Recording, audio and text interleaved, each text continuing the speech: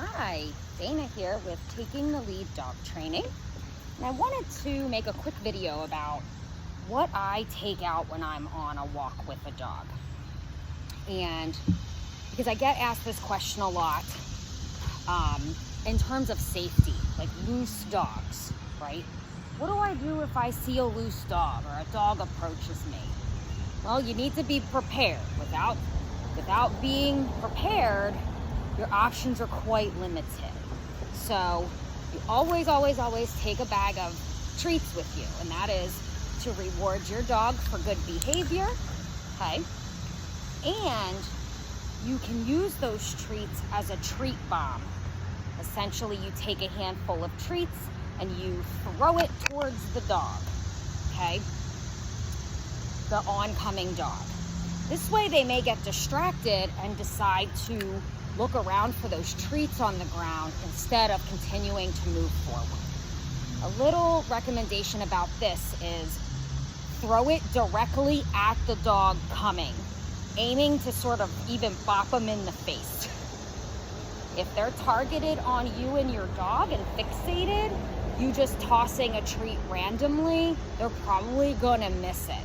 Whereas if one sort of hits them, they're gonna be like, oh my, there's treats flying. Maybe I should stop and see what's happening. All right, so treats for your dog plus extra treats, okay? Another thing, so I have high value treats here. I have chicken, and then I have harder, drier treats, okay? Another thing is a water bottle. A water bottle with a squirt like this, okay? So that if the dog gets close enough and is being threatening, you can give a little squirt in its direction. I would recommend that you try to squirt in its direction first to see if that's enough to get him to back away.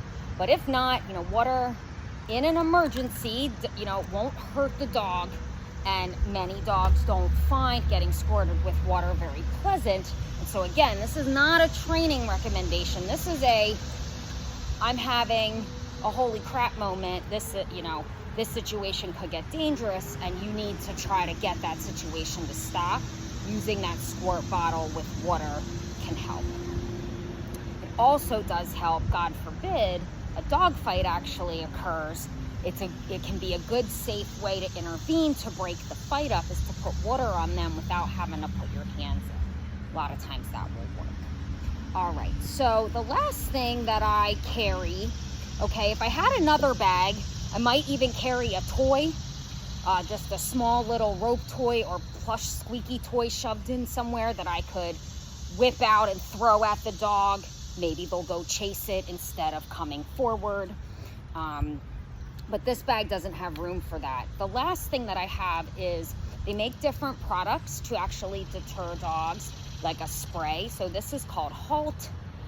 There are other products that just make noise. This actually emits a scent.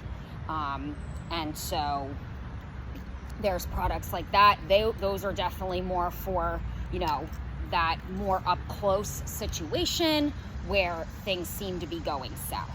And so typically in many loose dog situations, of course not all, but many, all you need to do is buy enough time for the owner of the other dog to get there. Many times that dog got out of the house, right, ran through the front door, its leash or collar broke, or the person has let their dog off leash without proper recall training, and the dog is now loose on purpose, but typically there's an owner close by.